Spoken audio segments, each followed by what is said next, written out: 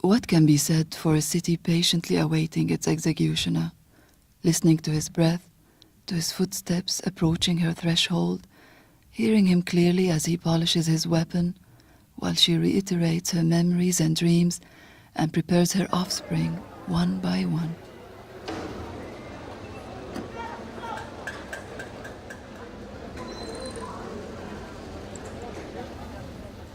Few are the cities that place her heart in your hands once she recognizes you. Her streets, lights, houses, terraces, and affectionate faces tell you immediately that she can see you.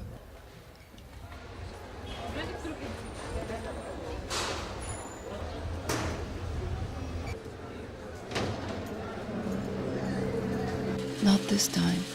She has been distracted by her executioner heading towards her.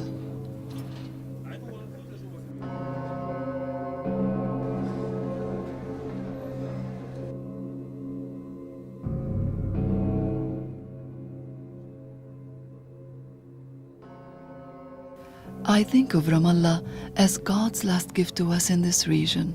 Whenever I gaze through my window at the stunning expanse of neighboring hills with its lights and narrow alleys sprouting like weeds.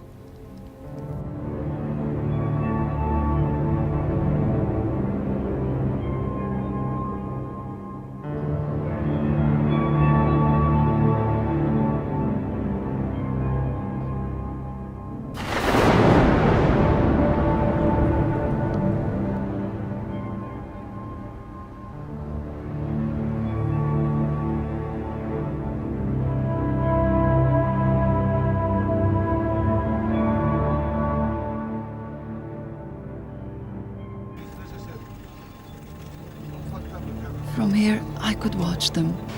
I could see them approaching slowly and cautiously. First the sound of roaring, then the suppressed clatter of iron, followed by dark masses of metal corpses defying the mist as if born there from the shrieking noise before forcing their way to rape the city.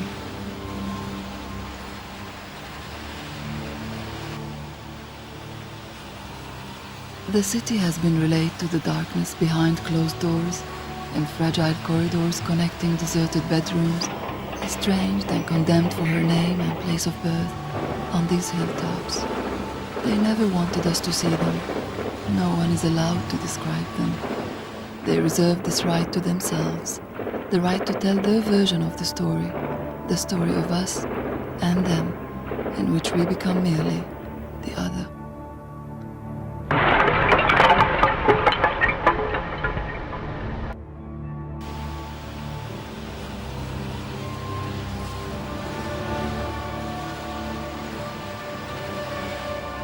The tanks or the 1,000 commandments seem ready this morning to accomplish the mission. The city scene has been set. The ruins have been piled. The dirt to cover the city has been colored. The screams to rise from the households. Even the victims have been picked with great care.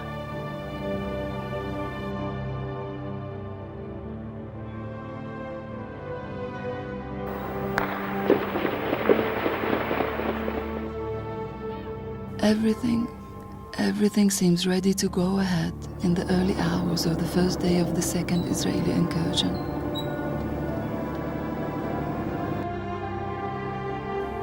Their faces mushroomed at junctions and squares, the guarded faces of the chosen people with its bleak sanctity, like the many disguises of Lord of the Army who dispatched his ghost to haunt the city of Ramallah and El Bire.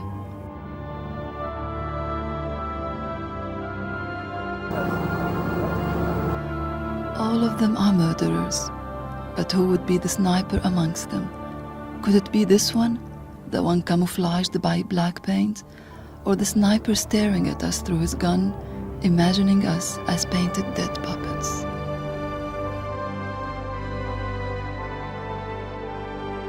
There they pass through yet another ordinary day of our life. And here we go through their emergency passage and their trespassing into our dreams, books, and daily routine. There they stand on our threshold, staring into our lives.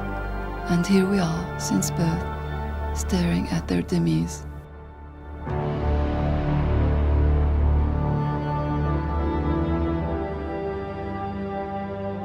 Should they have browsed so closely into our daily routine? Should they have made our encounter so personal to cross the threshold and corridor past my writing on the table?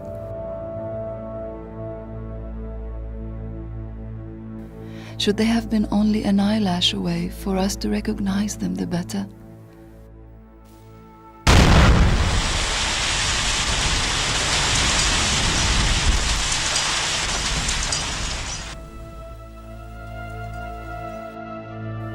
Did our image possess such an impact as to revive their ghosts back from the coffins, right into our homes and our children's stories? The image their ghosts chase with fire and dust, the fire they erupt in our sleep and dreams.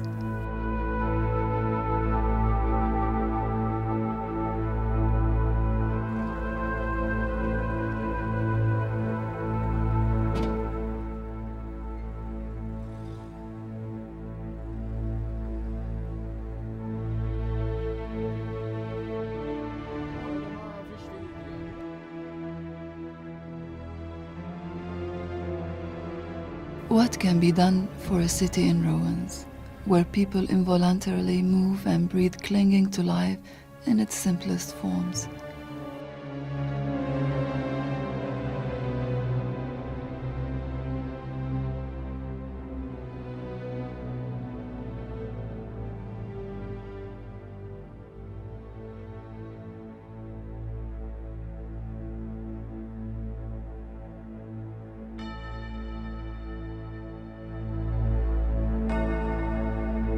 Is the idea of rebuilding alone capable of blowing away the dust of death sowed by the scheming murderers that were here?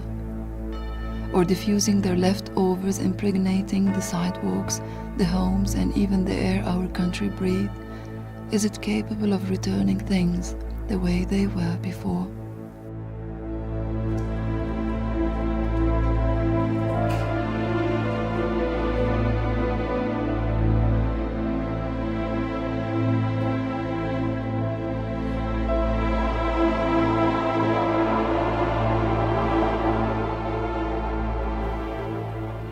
It's not easy to consider everything while they keep infusing all this dust into our lives, our mornings, and even our coffee. This is how we try to protect our picture, which they chase in every detail and in every corner as if it were their muted, stubborn punishment.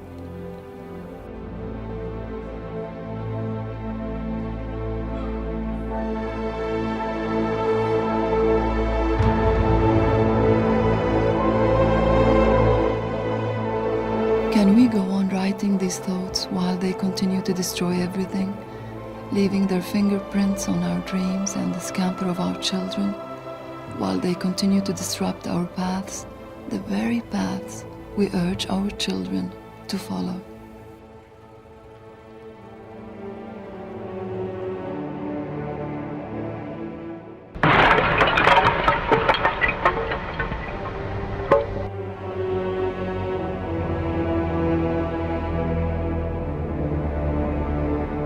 How can we rearrange the collective memory, rename the pictures and faces to where we were before?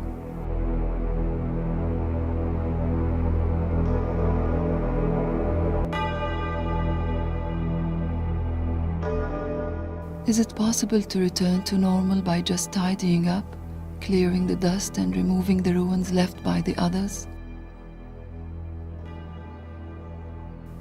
Darwish, a Palestinian poet, has not written of Ramallah yet, but Ramallah memorizes his poetry, and with some dedication, one can almost visualize him climbing the steps of the Khalil As-Sakakini Cultural Center to his office on the second floor. The soldiers climbed up there, too.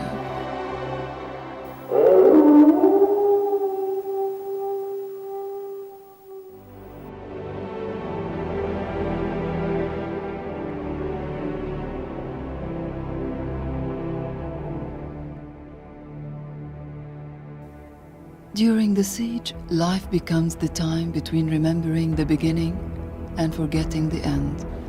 Here, along the peaks of smoke rising up the stairs, there is no time for time. We do as the ascenders to God do. We forget the pain.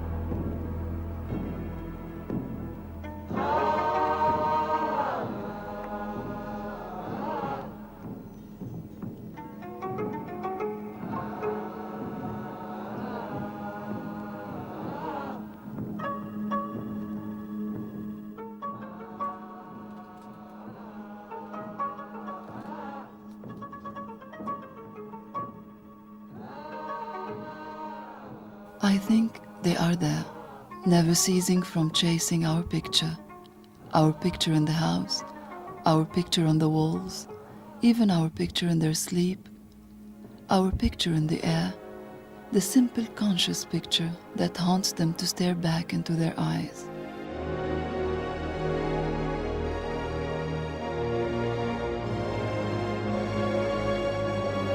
Oh Lord, how far away Nablus seems now, far, isolated and broken. I wonder what happened to that childhood left behind, stacked on my grandmother's doorsteps.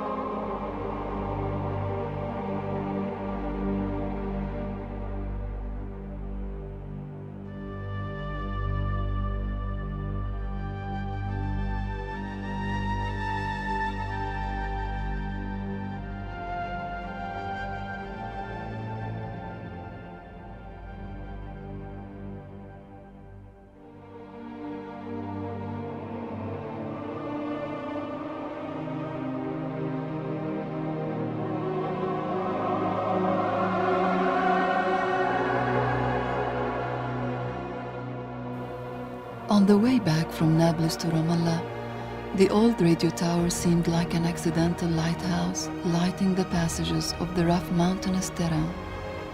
It revived the memories of passers-by for more than 7 decades. We will no longer see its light over these mountains.